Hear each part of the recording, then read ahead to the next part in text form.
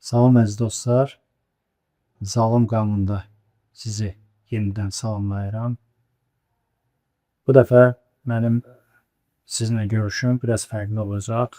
Çünki mən hazırda Dünya Tibb Hüququ Assosiasiyasının 30-cu konqresindən çıxış edirəm. Faktiki olaraq Dünya Tibb Hüququnun hər il növbəti konqresləri keçirilir. Keçən il 29-cu konqresi İstanbul şəhərinin, Türkiyənin İstanbul şəhərində idi. Hazırda isə biz Belçikanın Antwerpen şəhərində, Antwerpen Universitetindəyik. Burada sizin diqqətiniz üçün Antwerpen Universitetinin gözəl binasıdır. Mən qeyd edeyim ki, Antwerpen Universitetinin çox özünə məxsus qəribə quruluşu mövcuddur. Ayrı-ayrı korpusları var. Hər bir korpusun özünün bir özünə məxsus gözəlliyi var. Ümumiyyətlə tarixi bir şəhərdir, çox gözəl bir şəhərdir. Yəni bu belə bir şəhərdə, belə bir universitetdə təhsil almaq və belə bir universitetdə ümumiyyətlə təhsil vermək özü böyük bir zövqdür. Və mənim konqresdə iki mövzu üzrə çıxışım var. Birində Bakı Dövlət Universitetinin Hüquq Fakültəsinin müəllimi kimi, eyni zamanda tibb hüququ üzrə doktorluq işinin üzərində işləyən bir alim kimi iştirak edirəm və burada mənim mövzum insan embrionu və insan dölünün hüquqları mövzusudur. Mən düşünürəm ki, hazırda bildiyiniz kimi dünyada süni intellekt inkişaf edir, inkişaf etməkdədir və bu texnologiya, yəni bu yenilik vüsət aldıqca insanın embrionu və insan dölü artıq bir biomateriala çevrilmək təhlükəsi qarşısında qalır.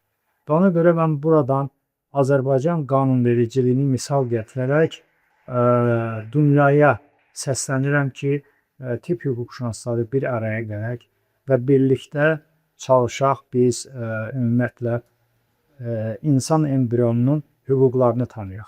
Bildiyiniz kimi Azərbaycan Respublikasının Konstitusiyasının 24-cü maddəsinə əsasən hər bir kəsin hüquqları onların doğulduğu anından tanınır. Yəni insan artıq dünyaya gəldiyi andan tanınır.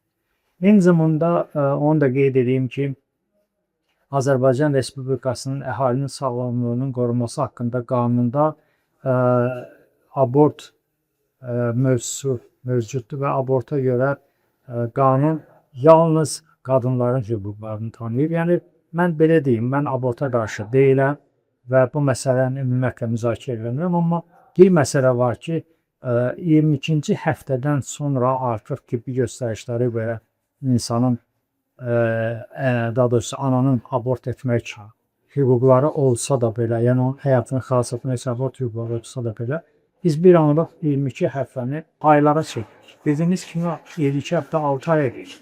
6 ayında insan bu günlərin müasir tibbin nəzarətin altında müstəqil şəkildə ana qətnindən kənarda yaşamaq hüquqlarına malikdir. Amma bugün embrionun bu hüquqlarını, bu istiqamətdə onun hüquqlarını tanıyan qanunlarımız təəssüflər olsun ki, mövcud deyil.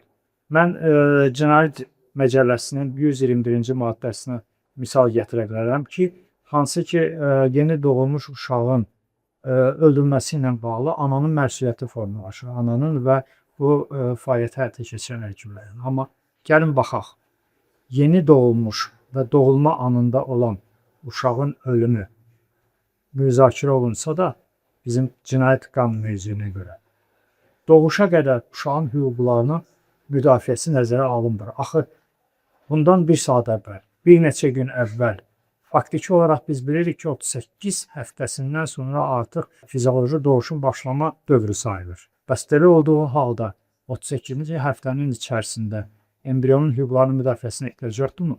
Və yaxud ondan bir neçə həftə əvvəl, mən qeyd elədim 22-ci həftədən artıq embrion müstəqil yaşamaq iqtidarında olan bir döldür. İnsanın dölü artıq fərd kimi tanınmalıdır.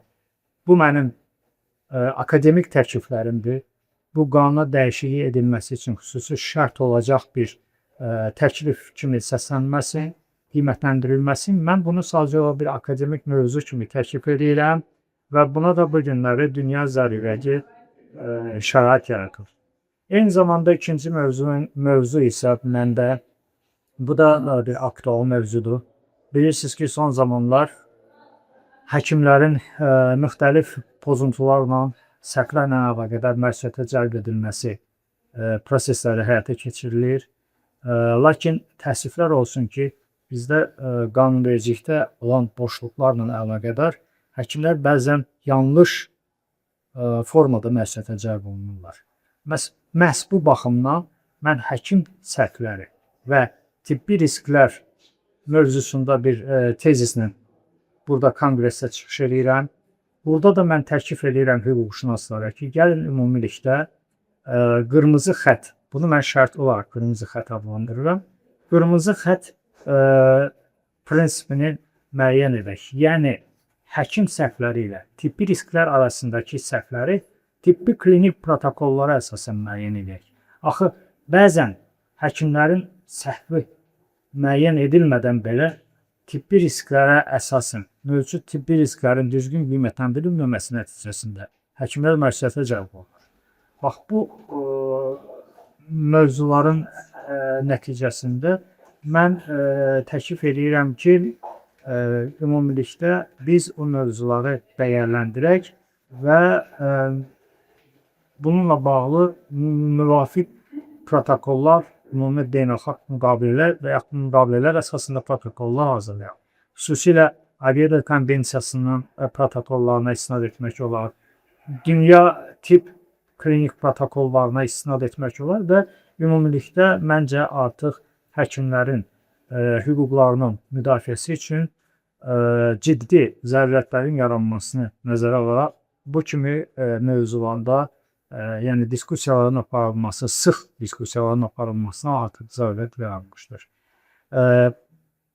Belçikanın Antwerpen Universitetindən bu qədər. Növbəti görüşlərimizi Bakıda davam etdirəcəyik. Sağlam qanunda sizi təkrar görmək üzərə. Sağlam qalaq, qanunlarımızı birgə sağlamlaşdıraq. Sağ olun, əziz həkimlər və dəyərli pasientlər.